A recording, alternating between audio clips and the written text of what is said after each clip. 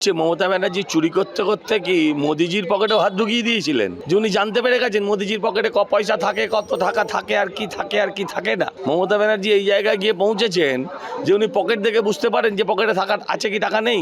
বাংলার মেয়ে আর বলবেন না, আর মমতা ব্যানার্জিকে বাংলার মেয়ে বললে না, আর বাংলা খাচ্ছে না।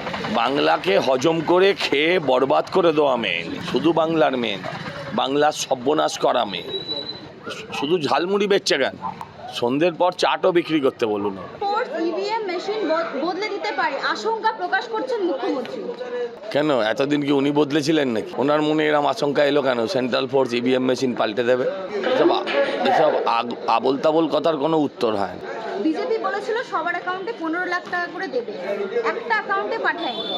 কে বলছে? বাজে কথা বলছেন। এই তো রোজ যে ধরুন রেশনের চালটা যাচ্ছে, হ্যাঁ, এই যে ধরুন বাড়ি পাচ্ছেন, হ্যাঁ, এই যে ধরুন শৌচালয় হচ্ছে, এগুলোকে টাকায় কনভার্ট করলে দেখবেন আপনার জীবনের শেষে গিয়ে, হ্যাঁ, এর থেকে অনেক বেশি টাকা প্রধানমন্ত্রী পাঠাচ্ছে। বাংলার মেয়েকে সামলাতে ট্যাঙ্ক পাঠাচ্ছে বিজেপি, কেন্দ্রীয় বাহিনী ও এজেন্সির অপব্যবহার নিয়ে তোপ দাগলেন কুণাল ঘোষ।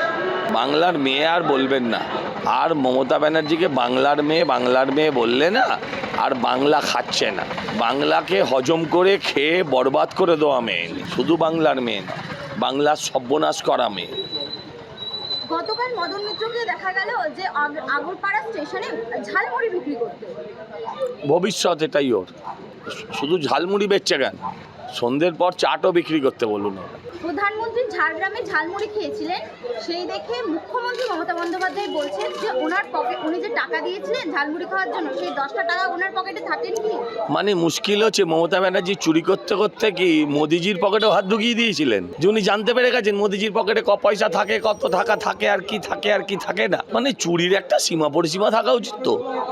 শুনেছিলাম আগেকার পকেট মাররা নাকি ব্যাগ দেখে বুঝতে পারতো কত টাকা আছে। মমতা ব্যানার্জি এই জায়গায় গিয়ে পৌঁছেছেন যে উনি পকেট দেখে বুঝতে পারেন যে পকেটে থাকা আছে কি টাকা নেই। দূরদর্শিতা আছে ওনার, মানতেই হবে। আপনি গেছিলেন গতকাল অভয়ের মায়ের প্রচারে, অভয়ের মাকে যেভাবে বারবার করে আক্রমণ করা হচ্ছে, বারবার ওনার বিষয়ে কুমন্তব্য করা হচ্ছে, কি বলবেন? বাংলার মানুষের জবাব দেবে 29 তারিখ। বাংলার মানুষের জবাব 29 তারিখে দিয়ে দেবে। নির্বাচনের আগে 800 জন তৃণমূল নেতা গ্রেফতার হওয়ায় আশঙ্কা করেছিলেন। আদালতে তাদের হয়ে মামলা দায়ের করলেন তৃণমূলের পক্ষ থেকে আইনজীবী কল্যাণ বন্দ্যোপাধ্যায়। আগে থেকেই মামলা। চোরের মায়ের বড় গলা, চোরের মায়ের বড় গলা। 800 জনকে না ধরেই কল্যাণ বন্দ্যোপাধ্যায়টাকে আগে ধরা উচিত। অনেকে গ্রেফতার করার পরিকল্পনা করছে, তালিকাও পেয়ে গেছি। মুখ্যমন্ত্রী খুদ বললেন, মুখ্যমন্ত্রী কি করে তালিকা পেয়ে গেলেন? উনি তো সবই পেয়ে যান। মোদিজির পকেটে কত টাকা আছে সেটার হদিশ পেতে পারেন, তালিকা পেতে পারেন না? আমি সত্যের জন্য লড়ছি, ধর্মের জন্য লড়ছি, আমি পাণ্ডব বলছেন মদন মিত্র। ওর সব শয়ের আগে অবসিয়ে দিন, ও ধয়ের আগে অবসিয়ে দিন। ও পাণ্ডব? জানতাম না। 50,000 ভোটে জিতবো, আত্মবিশ্বাসিত বলছেন। 50,000? উনি অন্তত পক্ষে 15,000-এর বেশি ভোটে উনি হারবেন, মিলিয়ে নেবেন আজকের কথা। দিন দুয়েক আগে তীব্র জলের সমস্যার সংকট দেখা গেছিল এই যে সারা বেলঘরিয়া সবে বিভিন্ন জায়গায়। এই সমস্যা নিয়ে কি বলবেন? ইনফ্যাক্ট বরানগরে জলের সমস্যা একটা মানে দৈনন্দিন সমস্যা, এটা দৈনন্দিন সমস্যা। এর মধ্যে কোনো নতুন খবর নেই। ভোট এসছে বলে এটা প্রচার পেয়েছে, যাতে এরকম মাঝেই হয়। অন্যদিকে সায়ন্তিকা তো বলছে যে যত সব আপনাদের মধ্যে ঝামেলা হয়েছে, যত সব গুন্ডা, সব তো আপনাদের বিজেপির লোক।